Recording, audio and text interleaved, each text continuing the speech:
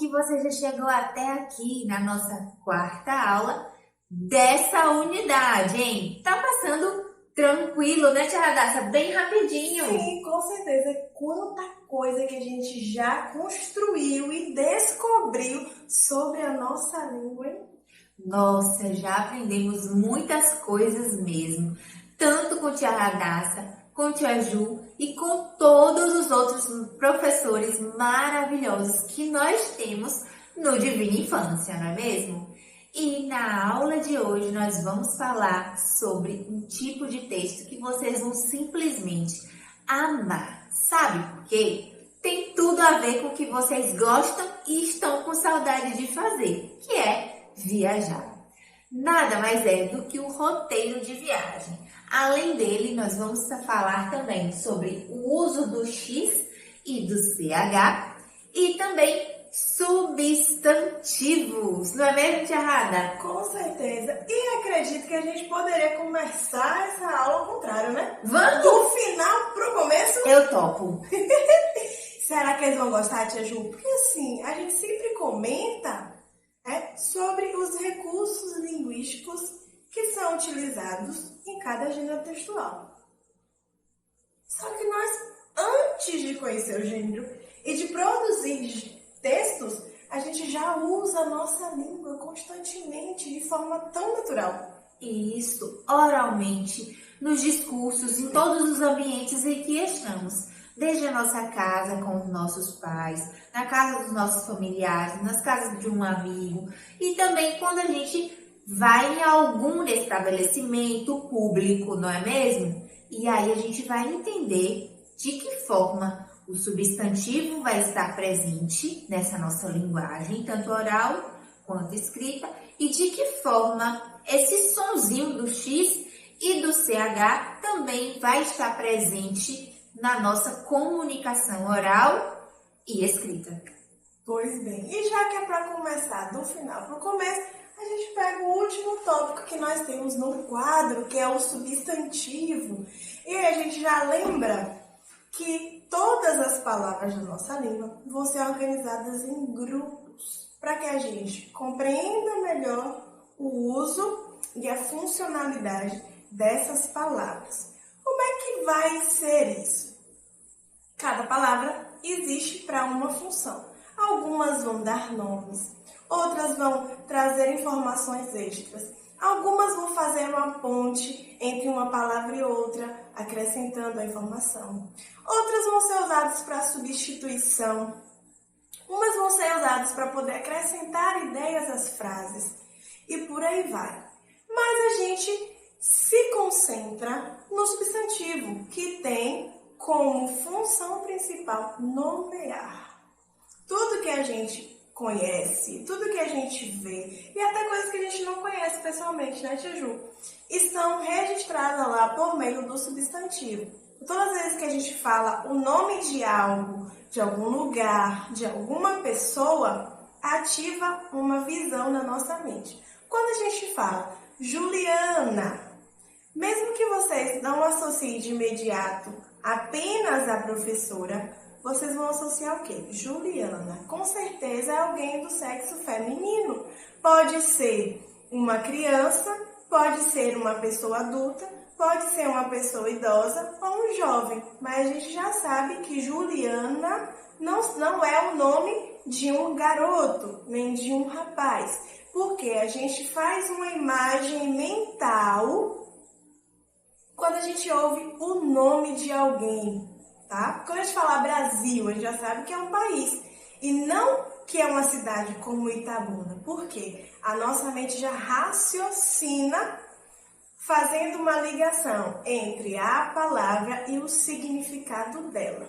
Beleza? Então, os substantivos vão ser essas palavrinhas que vão dar nome a tudo. Às emoções, aos sentimentos, aos lugares, aos países, aos objetos, às doenças, às profissões. Tudo que a gente imaginar que tem um nome, a gente faz uso do substantivo. Só que, para além dessa informação, nós temos o quê? Algumas classificações do substantivo. Não vai existir substantivo só de um jeito, né?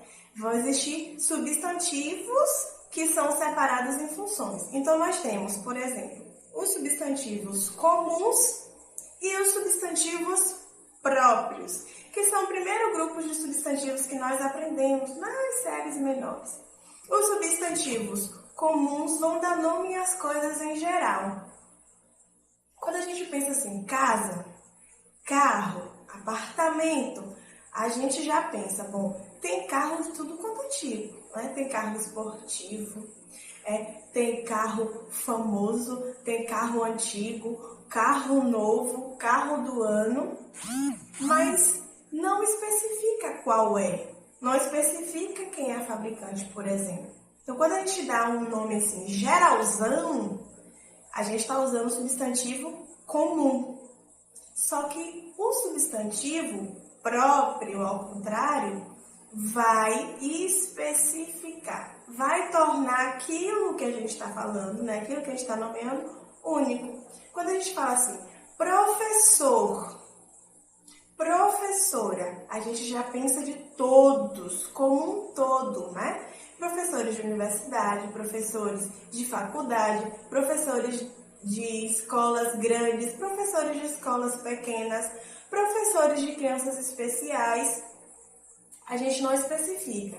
Mas quando a gente fala professora Juliana, professora Radassa, professor Neto, professor Rodrigo, professora Michele, professora Lorena, professora Marjorie, professora Rose, professora Marilúzia, a gente já está especificando quem é. Ou seja, esses professores da equipe divina se tornam únicos, porque eu estou nomeando cada um deles, estou particularizando, né?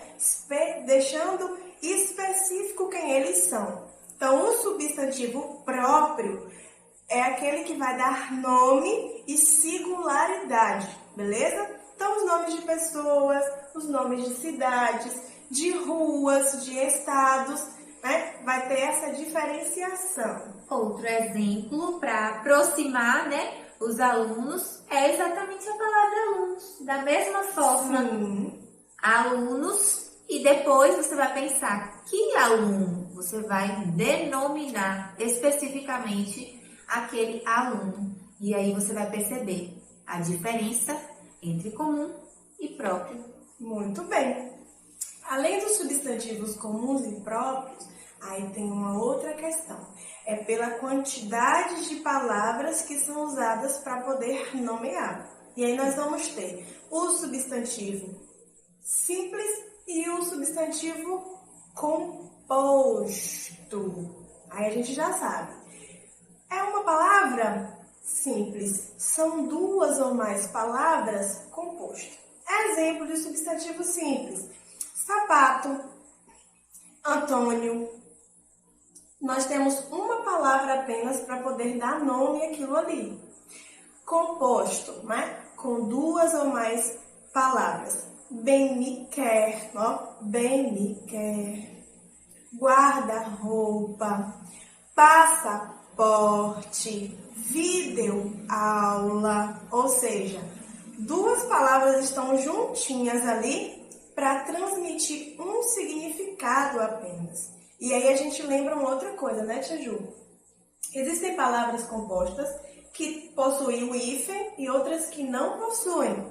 Então, no momento é só a gente parar para poder pensar. Será que é apenas uma palavra aqui escrita ou será que são duas palavras? E para isso tem uma forma de a gente pensar. Se a gente juntar duas palavras diferentes e formar uma, aí eu tenho uma palavra composta. Aí eu paro e penso, por exemplo, eu sei que guarda-roupa tem hífen. Girassol não tem hífen, mas quando a gente fala girassol, a gente dá para poder perceber que são duas palavras ali diferentes. Beleza? E como a gente está falando de substantivo, de palavras, nós temos a questão do uso do X e do CH, que pode trazer aí uma dúvida quando essas duas letras possuem o mesmo som. Mas como assim, Tia Radassa? X, CH também não tem som de X. Sim, só que o X vai possuir mais sons. Ele pode ter o som de S, no final da sílaba. Pode ter som de SS, né, um som mais prolongado, quando ele está entre vogais. Ele pode ter o som de X, o som de X e o som de Z. Então, exemplos. Na palavra experiência e explicar, ele tem um som de um S só, né? Tá no finalzinho da primeira sílaba nas duas palavras. As palavras táxi e crucifixo, ó, já tem o som de X. Beleza? Exame e exato já tem um som de Z. Então, a gente não vai confundir o som deles. Mas em xícara e shampoo, aí ele já tem um som de X, que a gente pode acabar confundindo com o som do CH. Temos algumas dicas. Geralmente, quando as palavras começam com EN, com ME e tem um ditongo, vai ser usado o X. Uma vez ou outra que vai ter uma exceçãozinha, mas EN, enxada, ME, mexer, do verbo, né? Mexer. E ditongo, caixa, frouxo, são escritos com X. E aí eu te pergunto, será que a palavra enxada é com X ou com CH? Fácil, né? Com X, porque eu já dei o exemplo. Mas e a palavra fantoche? E a palavra relaxar? Guarda essa dúvida aí que a gente vai falar na aula online, né, Tia Ju? Sem spoiler hoje. Então, a gente já sabe. Quando a gente estiver com dúvida se é com X ou CH, a gente vai lembrar, né? O X vai ter que ter o mesmo som que o CH e nas vezes que eles estiverem após o EN, né, o EN, o ME e o ditongo, a gente vai usar o X. Beleza? Gente, parece ser complexo, mas a partir do momento em que a gente assimila essa regrinha que a tia Rada acabou de explicar, fica muito mais simples, porque no momento em que a gente for analisar a palavra, a gente vai perceber quando é com X e quando é com CH. A exemplo do que a tia Rada falou com relação à enxada, não é verdade? Mas não se preocupem, na nossa aula online nós vamos fazer aulas muito divertidas e animadas e vocês vão assimilar direitinho essa aprendizagem, tranquilo? Mas a gente não pode esquecer também da importância do gênero textual ao qual estamos estudando, que é o roteiro de viagem. Já pensou em escrever um roteiro com palavras com X e com CH? Será que nós vamos fazer isso na nossa aula online? Eu estou animada. Vamos ver se iremos fazer. Quero ver todos vocês lá.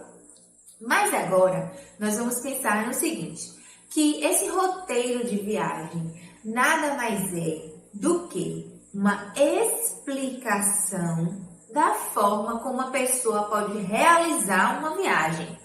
Então, você vai estar ensinando para alguém qual será o passo a passo para que a pessoa realize uma viagem para determinado lugar. E nesse roteiro podem existir relatos de experiência próprio, então vai ter um outro gênero dentro desse gênero, ou pode também não ter um relato de experiência, apenas uma explicação de como você vai realizar isso. E para esse roteiro ser considerado um texto, um roteiro de viagem, ele precisa seguir algumas características específicas. A começar pelo título, porque tia Rada no título, ele já tem que explicar para onde é que vai estar viajando, né? Então, o que vai explicar nesse texto? Ele vai viajar para onde? Para o sul da Bahia? Para Ilhéus? Para Porto Seguro? Para onde? Vai sentir um friozinho lá em Vitória da Conquista, que é o lugar mais frio aqui da Bahia? Então, primeiro a pessoa vai pensar sobre que tipo de viagem, que lugar ele vai querer escrever. Primeiro ponto, né, Tiara? Sim.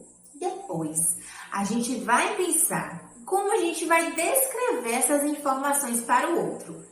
Então, antes da gente escrever, a gente tem que pensar no seguinte: eu vou querer escrever um texto apenas, eu vou publicar esse texto.